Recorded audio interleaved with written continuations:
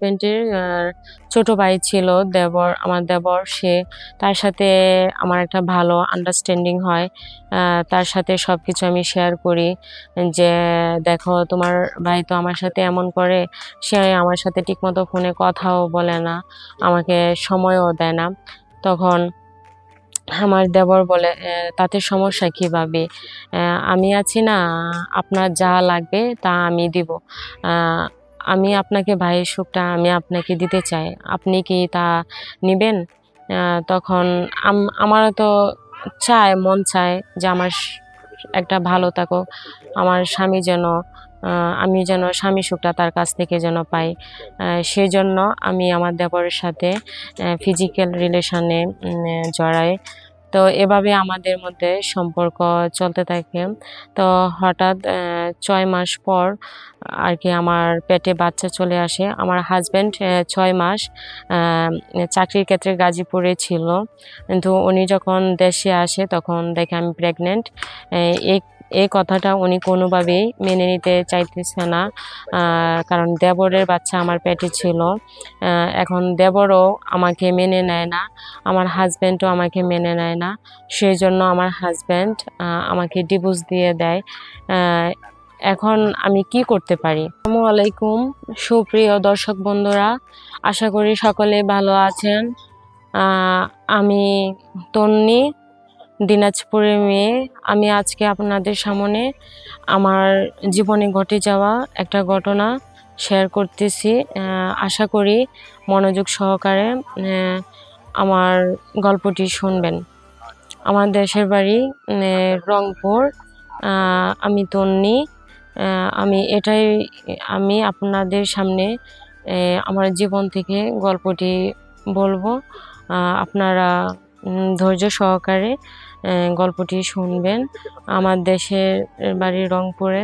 আমি আমার বাবা মার একমাত্র সন্তান ছিলাম। আমার বাবা-মা আমাকে নিয়ে অনেক গর্ব ছিল। উনি কখনো আমাকে কষ্ট দিতেন না। আ উনি আমার বাবা-মা কখনো আমার সাথে কখনো খারাপ বিহেভ করতেন না, যেটাতে আমি কষ্ট পাই। আ কিন্তু আমি যখন ক্লাস 8 এ পড়ি, তখন আ আমি এক সাবজেক্টে ফেল করি। এক সাবজেক্টে ফেল করার পর আমার বাবা-মা খুব কষ্ট পায়। যার কারণে উনি আমার সাথে উনি আর আমাকে লেখাপড়া করাতে চাচ্ছেন না। তখন আমাদের গ্রামের একজন ঘটকের সাথে কথা বলে উনি আমার বিয়ে ঠিক করে। আ ওইখানে ছেলে আসে, ছেলের বাড়ি থেকে লোক আসে। লোক আসার পর আমাকে দেখে পছন্দ করে বিয়ে করে। বিয়ে করার পর দেখা যায় যে আমার হাসব্যান্ড আ আমাকে ঠিকমতো সময় দিতে পারত না। কারণ উনি আ থাকতো গাজীপুরে, আমি থাকতাম ময়মনসিংহে। উনি ৬ মাস পর আ এসে আমার সাথে দেখা করত। আ ছয় কিন্তু এভাবে কি আর আ দিন যায়, সময় কাটে। বিয়ের ১ মাসও হলো না। সে আমার কাছ থেকে চলে গেছে। সে আমাকে ঠিকমতো সময়ও দিত না ফোনে। অ্যা কিন্তু আমার হাসব্যান্ডের ছোট ভাই ছিল, আমার দেবর। তার সাথে আমার একটা ভালো আন্ডারস্ট্যান্ডিং হয়।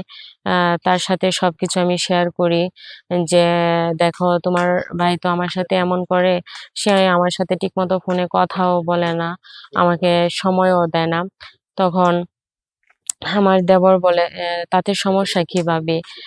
আমি আছি না, আপনার যা লাগবে তা আমি দিব।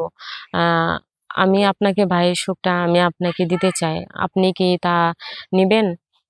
তখন আমারও তো মন চায় যে আমার একটা ভালো থাকুক, আমার স্বামী যেন, আমি যেন স্বামী সুখটা তার কাছ থেকে যেন পাই।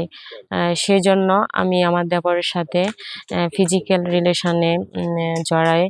তো এভাবে আমাদের মধ্যে সম্পর্ক চলতে থাকে। তো হঠাৎ ৬ মাস পর আর কি আমার পেটে বাচ্চা চলে আসে। আমার হাজবেন্ড 6 মাস চাকরির ক্ষেত্রে গাজীপুরে ছিল, কিন্তু উনি যখন দেশে আসে তখন দেখে আমি প্রেগনেন্ট। এই এই কথাটা উনি কোনোভাবেই মেনে নিতে চাইতেছে না, কারণ দেবরের বাচ্চা আমার পেটে ছিল। এখন দেবরও আমাকে মেনে নেয় না, আমার হাজবেন্ডও আমাকে মেনে নেয় না। সেই জন্য আমার হাজবেন্ড আমাকে ডিভোর্স দিয়ে দেয়। আহ, এখন আমি কি করতে পারি? এখন আমি আমার নিজের শখ পূরণের জন্য আমি আমার দেবরের সাথে যে পরকীয়ায় আমি লিপ্ত হয়েছি, আজ আমার ভুলের জন্যই আহ, আজকে আমার হাজবেন্ড আমাকে ডিভোর্স দেয়।